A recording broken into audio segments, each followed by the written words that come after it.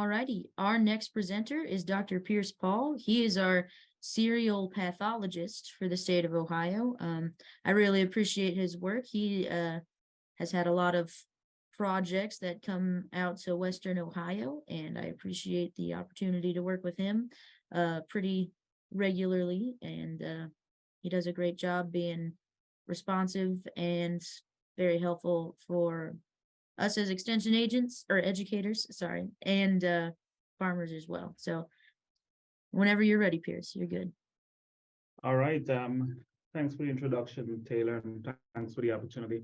Just telling Horacio that's been going around the state this year. A lot of people have questions about corn diseases, specifically ear rats and tar spots. So I'm going to focus today on ear rat and tar spots.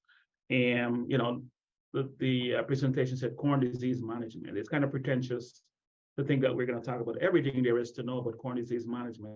So let's focus in on tar spot and Gibberella ear rat, get into some of the management aspects of it and some of the challenges of understanding how these diseases develop and why they are so difficult to manage. So we'll share some slides on those different things.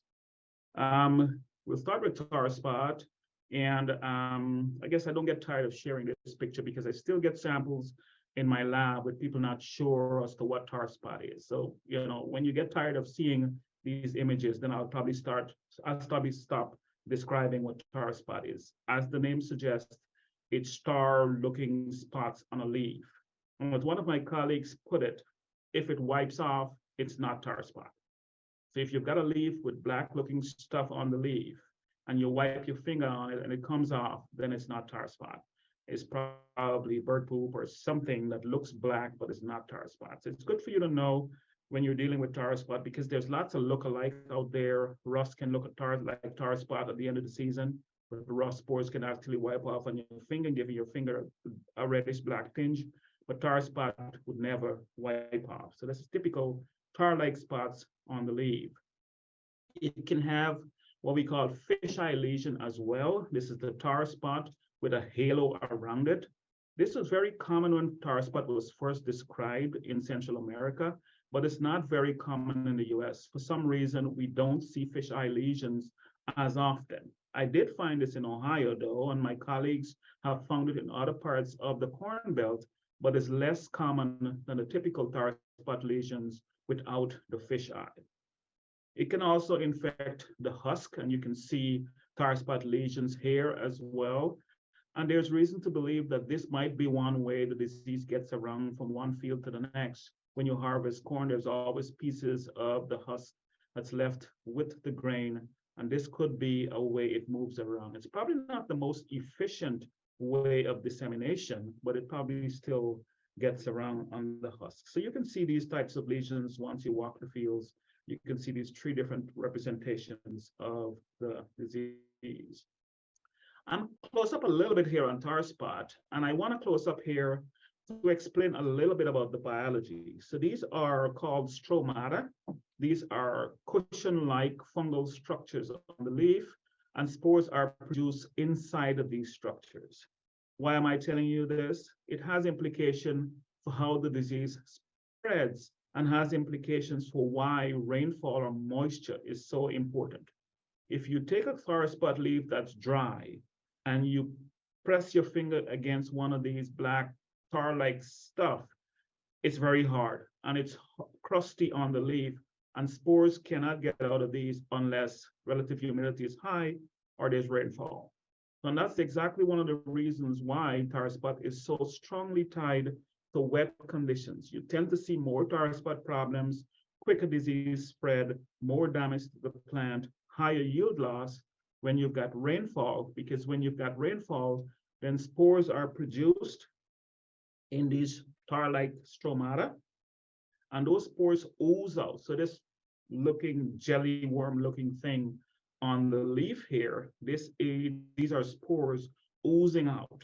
And these spores get on the surface, they're in this jelly-like matrix up there, and if you don't have water to splash those around, it's not going to be disseminated.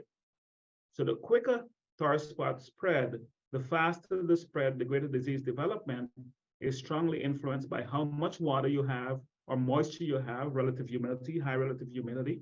for these spores to ooze onto the surface, and then how much rainfall you've got for these jelly-like substance to be diluted and spores to be splashed around. When you've got highly favorable conditions, you see situations like this. So this is a field, thanks to my colleagues of Michigan, they shared this data with me, where you've got a tar spot susceptible hybrid planted. Here you've got irrigation system running. So there's constant rain, constant moisture, constant wet conditions in this field. And sure enough, in the area where the central pivot passes, disease develops fairly quickly and spreads, causing this entire field to look as if it's maturing.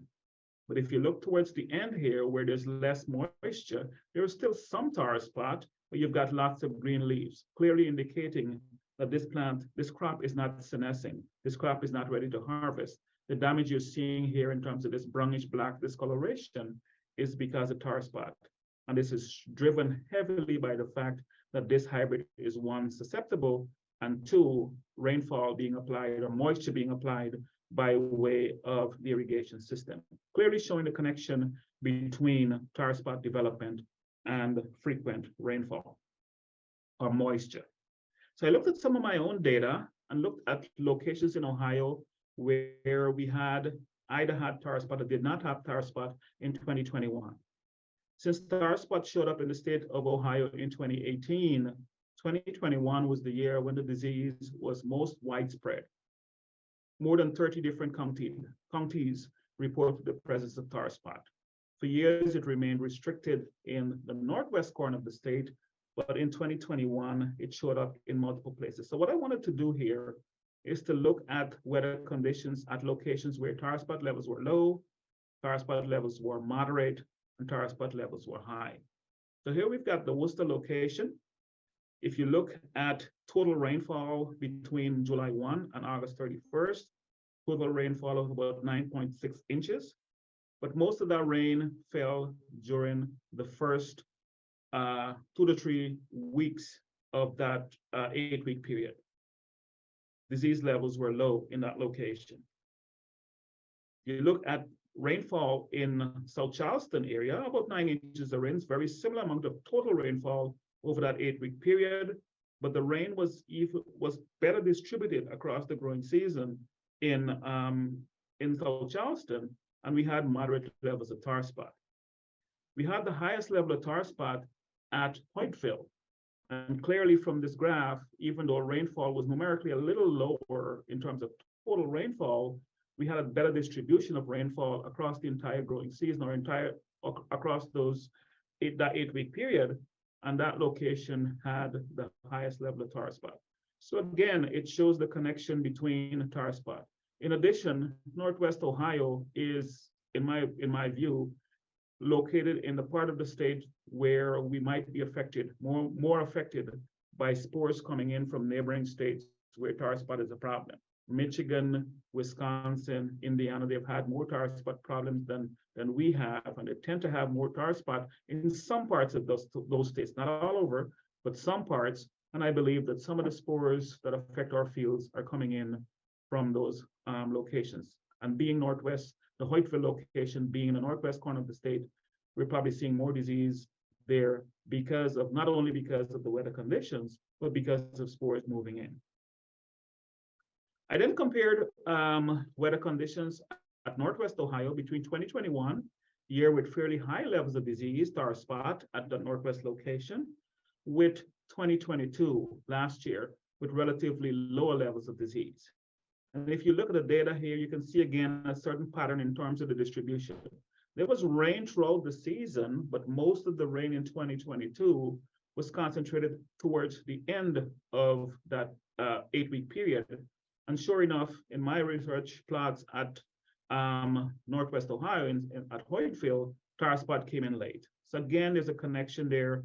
The earlier the rainfall and the spores coming in from outside coincide with disease development, the more tar spot you're going to have, more frequent disease cycle you're going to have. It's what we call a polycyclic disease, meaning that you have repeated cycles of lesion development, spore production, spore spread, infection throughout the growing season. And the earlier it starts, the more of those cycles you're going to have, and the more disease you're going to get. But if conditions are favorable towards the end, then you would see disease towards the end of the season. And that's what we've been seeing in Ohio in most years. Tar spot comes in late, likely because spores are coming in from outside, likely because conditions are only favorable to tar spot towards the end of the growing season. So even though between 2022 and 2021 at Hoytville, we had similar amount of rainfall, total rainfall, similar temperature conditions, similar relative humidity conditions, the rainfall was concentrated more towards the end of the season in 2022, and spores likely came in late, leading to lower levels of disease and disease development at the end. When disease develops late in the season, then the impact on yield is much lower than when the disease develops early. In 2021, tar spots started developing as early as the R1 growth stage. These have implications for fungicide application, and I'll talk about that in a little bit. Here's some data from Purdue showing some of the representations in terms of disease development, disease spread over time. This is what we call in plant pathology disease progress curves. And we're looking at disease development on 3 different leaves: the ear leaf, 2 leaves above the ear leaves, and 2 leaves below the ear leaf. In 2020, a year with favorable conditions, fairly high levels of disease. 2021, a year with fairly high levels of disease. And then 2022, a year with low levels of disease. And again, the data is not showing here in terms of moisture and rainfall patterns, but you had tar spot showing up at the R1 growth stage in 2020, and at the R2 growth stage, R1 and R2 growth stage in 2021, but tar spot only showed up at the R5 growth stage in 2022. When it showed up late, there's not enough time for disease to progress and infect those upper leaves by the time you get to R6.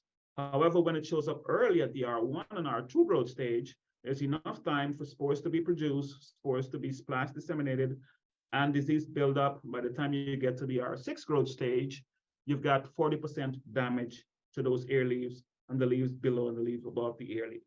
Similarly, in 2021, you had a similar pattern. So again, clearly showing the association between early disease onset or early disease development and final damage to the leaf.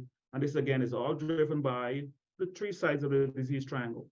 Susceptible hybrid planted, spores are available because in some places in Indiana where this data was collected, the fungus survives in those areas, it's endemic, it survives in those fields, the spores are always available.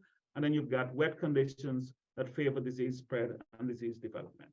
I think it's important to understand a little bit about the biology and the epidemiology, because it's going to help us understand why we see results in terms of fungicide efficacy in some years and we don't see in other years. So here's a quick look at the disease cycle, summarizing all I just talked about in terms of the importance of spores in residue, the importance of rainfall, and the importance of spores coming from outside. If you look at the disease cycle, typical tar spot lesions on the leaf, towards the end of the season when the plant senesces, those leaves die, the leaves fall to the ground, the fungus can survive in crop residue in the field. And in the spring, when conditions become warm, especially when there's high relative humidity and rainfall, spores are disseminated to the leaves, completing the cycle. But I've had people ask me, okay, I didn't plant corn after corn. I didn't have tar spot last year. Why am I still seeing tar spot? It's my impression that tar spot is still not yet endemic in Ohio, at least not across the entire state. And even people who had tar spot last year plant corn this year and didn't see tar spot, telling me that it's not established in the state yet. So I think, and that's the reason why I think most of the tar spot in our state is driven by spores coming in from outside. I had one example this past year where I went to a farmer's field. He stopped harvesting and he said, hey, this is what's going on in my field. The entire field looked good and at the time of harvest, typical harvest dried down. And then smack in the middle of the field, there was a clearing with a black area with all the plants damaged by tar spot. The only way tar spot is going to develop in the center of a field is if you've got spores coming in or the inoculum somehow gets into that central portion of the field and cause damage.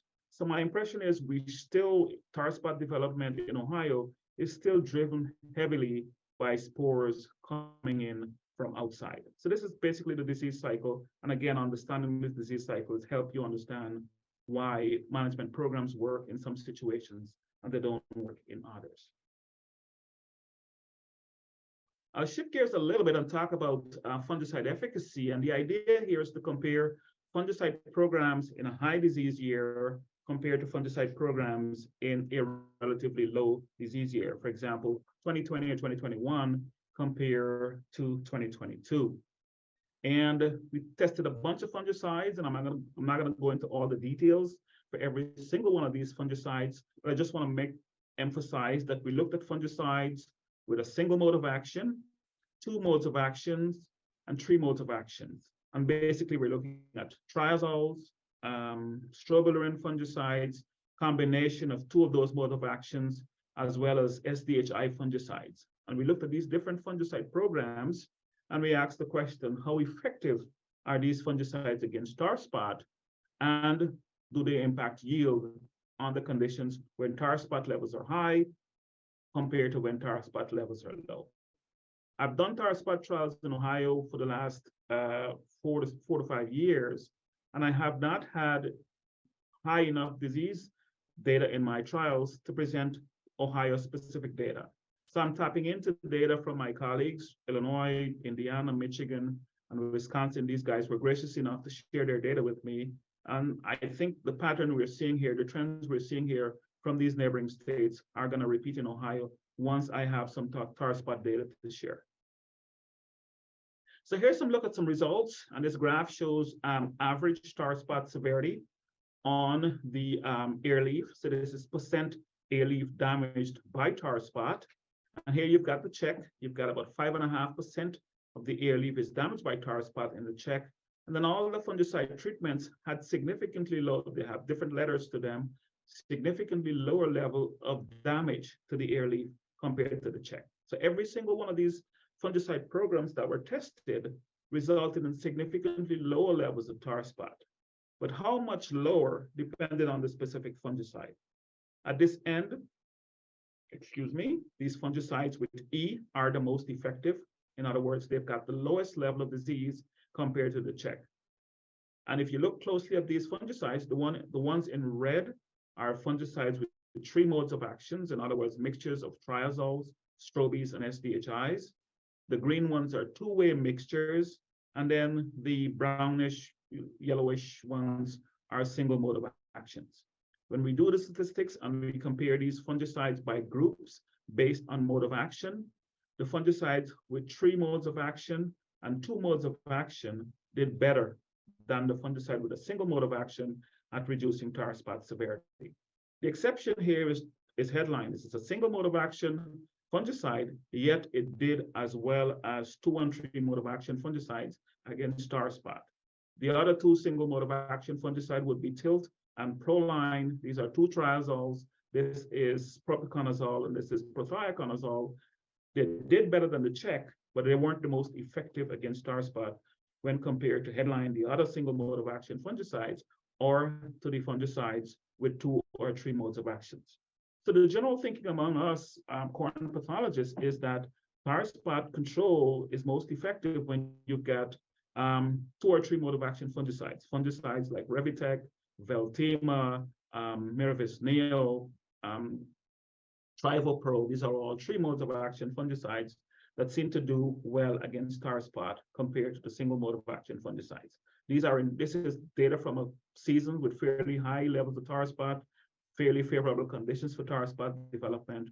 But we're going to continue this research over the next several years to see how well this holds up in terms of 2 or 3 modes of action fungicides performing better than single mode of action fungicide, with the exception of headline in this particular case.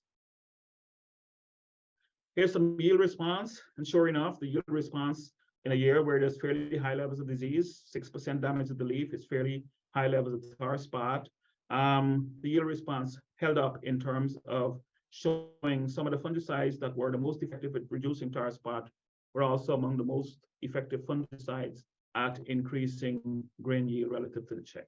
In most cases, there was an increase, except in this case, for example, the 2 single mode of action fungicide had similar yields to the check. There's a couple of examples here where other fungicides, but in general, the ones that provided the best tar spot control provided the highest yield response. So clearly, it seems like fungicide application, this is a single application, is justified when there's star spot levels in the field. It's justified in terms of providing a yield response, a return on fungicide investment. In 2022, my colleagues looked at a different set of fungicide programs. They still had some core treatments in there: Veltima, Approach Primer, Miravis Neo, Delara Complete, and Headline Amp. But the question here was related to two fungicide applications. We keep getting this question all the time. Are two applications needed to control tar spot?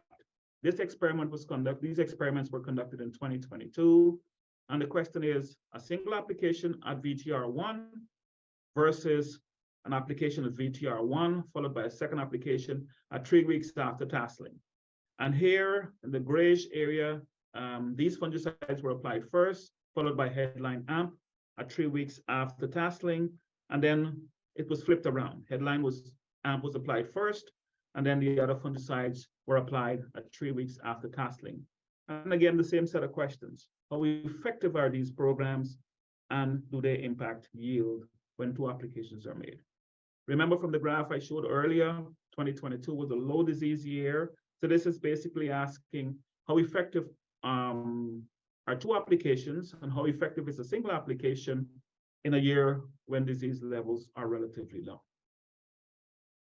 Looking at the graph, the statistics suggest that yes, you have a reduction in disease with the two application programs. This one here is the fungicides first, followed by Headline after, and then the flipped around, Headline first, followed by the other fungicides after. In both cases here, the order of the fungicides didn't seem to matter, but you've got lower levels of disease with the two applications compared to the single application.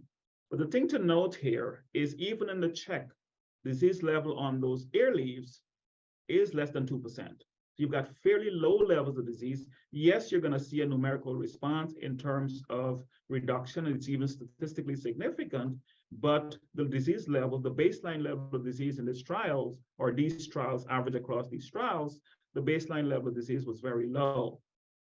And if you've got low baseline levels of disease, even if you see a reduction with two application or a single application, the question is, does this result in a yield response? The next slides provide a clear answer to that question. In all cases, double application, doesn't matter which fungicide was applied first, the order in which the fungicides were applied, double application, single application, the check had pretty much similar levels of disease, similar yield response. The check had more than 250 bushel yield response, and single application had pretty much similar, slightly high in some places, but not statistically significant, not significantly different.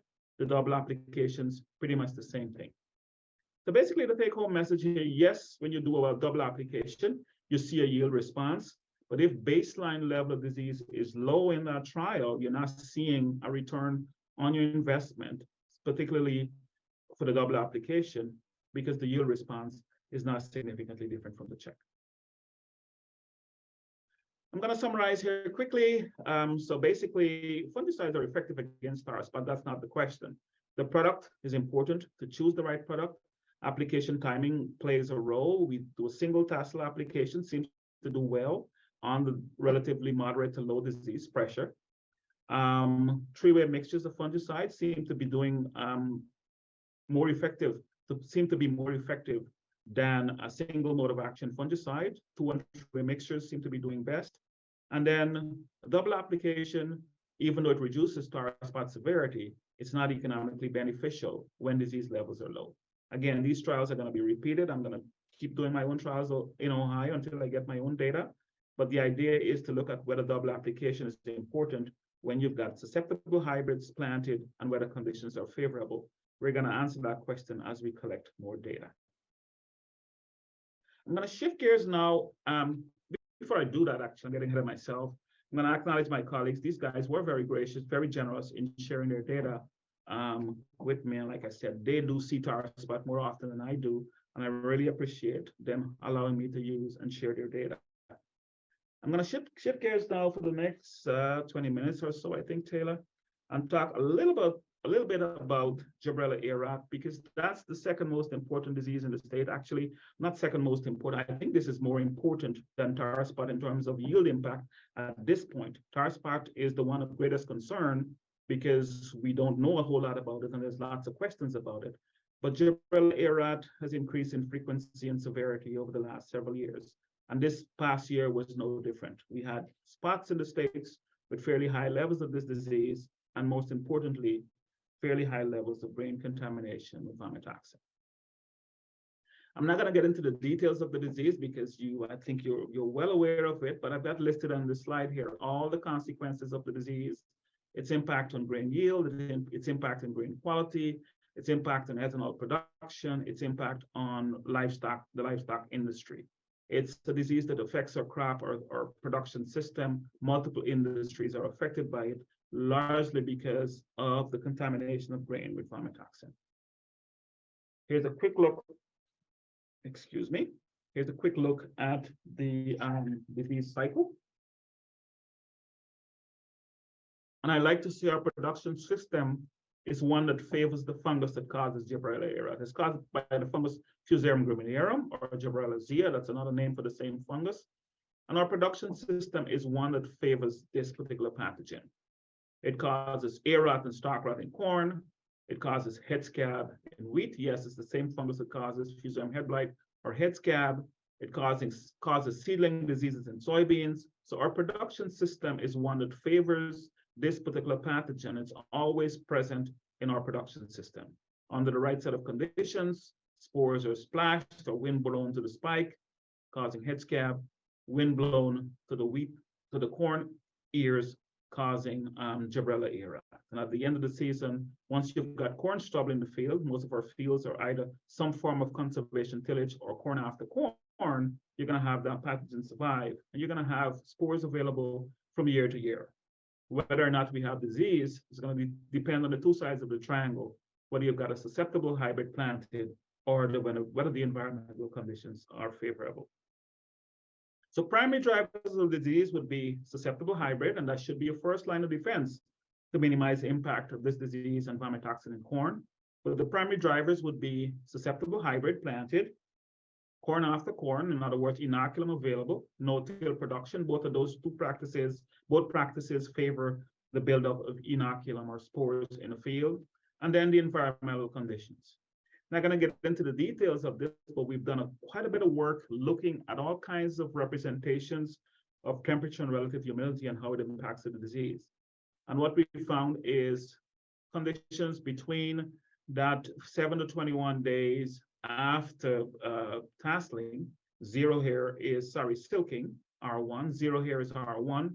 The 7 to 21 days after R1 is most strongly and positively correlated with Gibberella arat and vomitoxin in the grain. There's some negative correlation on the other side. Like I said, I'm not going to get into the details here, but we see whether around that R1 growth stage is what drives the disease.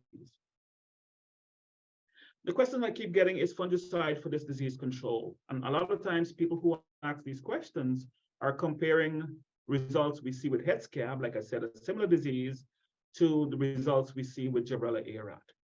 Some of the major considerations in terms of fungicide for this disease control is the choice of product, application of the product at the right growth stage, and then placement of the product, in other words, coverage, making sure that the fungicide is hitting the target, which is the corn ears. Among the products I've tested and found to be among the most effective, and when I say most effective, it doesn't mean that spraying these fungicides is going to give you 100% control. We haven't seen that.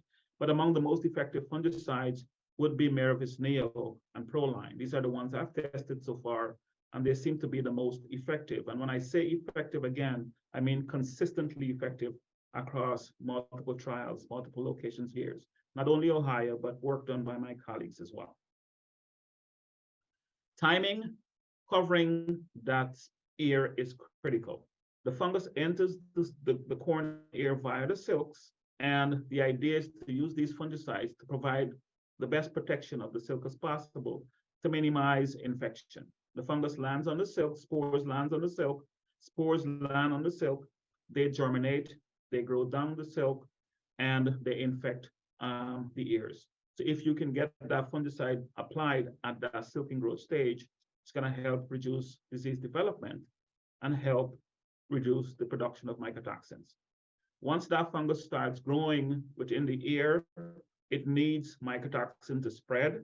So it produces mycotoxin as those spores germinate and the mycelium starts to grow, it produces mycotoxins. So if you can minimize growth of the fungus, you can minimize mycotoxin production. And you can only do so by using the fungicide, applying it at the right growth stage. Resistance would help with that as well. So here's some data from my colleagues in Ontario. They did some work looking at fungicide efficacy against against Gibberella, ARAT, and Vomitoxin. And the key thing I want to highlight here is the importance of timing. And we found some of the same results with work done in Ohio as well.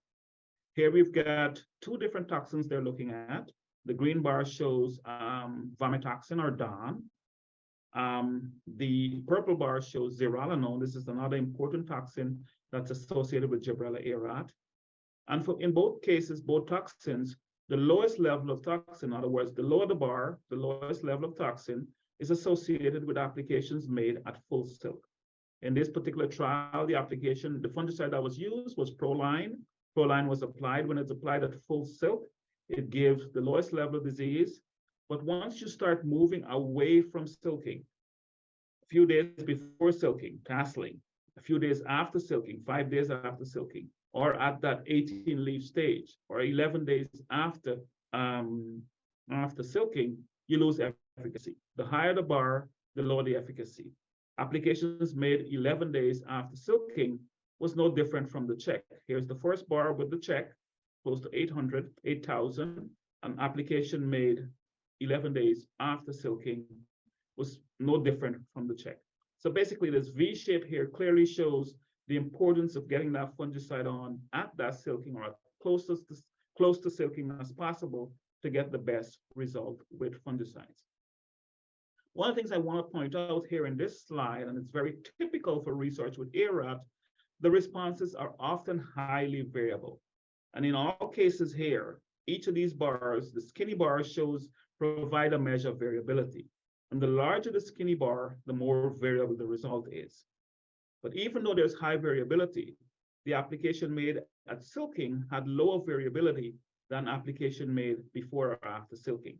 But it's not uncommon for this type of research, for this particular disease, for the response to fungicide to be highly variable. We see that across years, we see that across locations, and here in this particular trial, this variability is due to differences in response across reps or replications in the same experiment.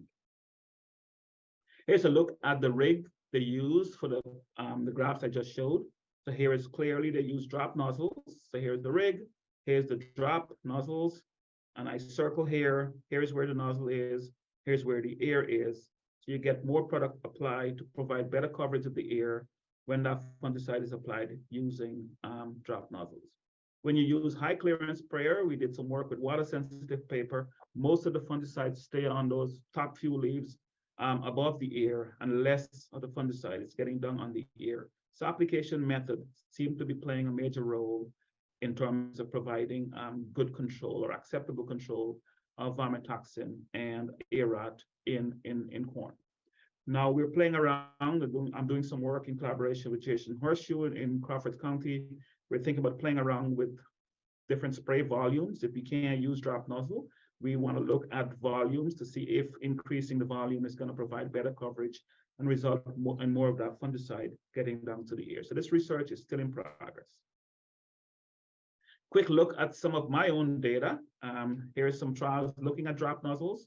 So we rigged up our own drop nozzles here in the Worcester, Snyder Farm here in Worcester, and we looked at several different fungicides, but disease levels were overall very low. The check had less than 0.2% of the ear damaged by the disease. In that particular case, all the fungicides worked to reduce disease compared to the check. If you look at vomitoxin levels, very similar trend. Vomitoxin levels in the check was about 2 parts per million, and all the fungicides we looked at, Proline, Headline Amp, Miravis Ace, Miravis Nail, they all reduce disease vomitoxin levels below that 2 parts per million threshold compared to the check. The same set of fungicide program at a location with slightly higher levels of disease, then we start seeing separation with the fungicides. We had 10% of the ear damaged by the disease in this particular location. So we had higher levels of disease, and in this particular case, then Proline, Headline Amp, and Miravis Neo stood out as the more effective fungicides when you've got slightly higher level of disease. Same thing in terms of the trend with DON.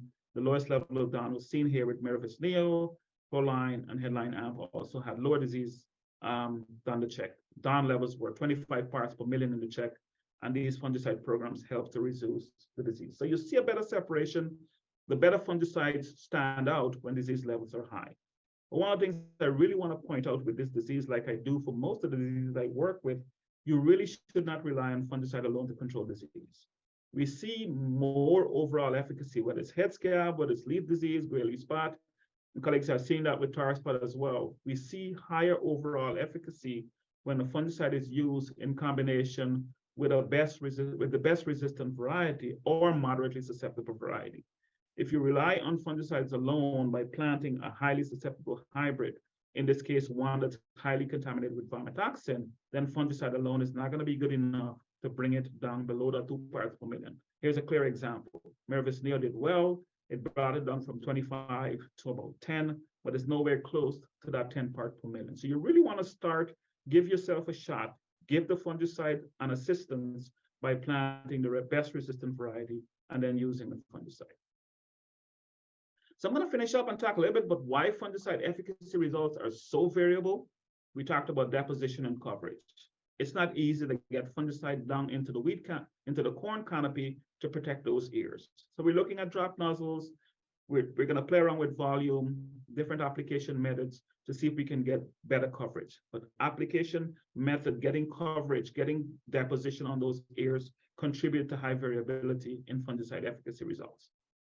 Application method, like I just talked about, and silking variability. Even though we said the fungicide should be applied at silking, silking varies across an entire field, especially a large field with differences in the topography. You can have variation in silking uniformity, and that can affect the overall efficacy of fungicide and result in high variability as well. Baseline level of disease, we tend to see better results, overall efficacy in terms of percent reduction when we've got moderate to low levels of disease, or moderate to low levels of vomitoxin. And that can be only accomplished if you use an integrated management strategy. Use the best resistant variety, some form of tillage and crop rotation to reduce baseline levels of disease. That helps with overall fungicide efficacy.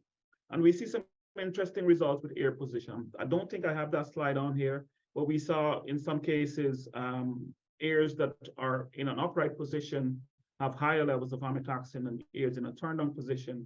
And that plays a role in terms of overall fungicide efficacy. Depending on what percentage of the ears in the field might be turned up or turned down can affect how you interpret fungicide efficacy results.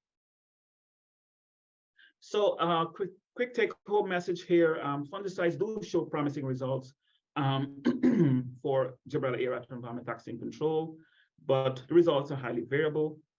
Fungicides tend to do best or better when you've got some help in terms of an integrated management program where you use a moderately resistant hybrid or resistant hybrid and some form of crop rotation to reduce baseline levels of disease. That's when we see the best results with fungicides.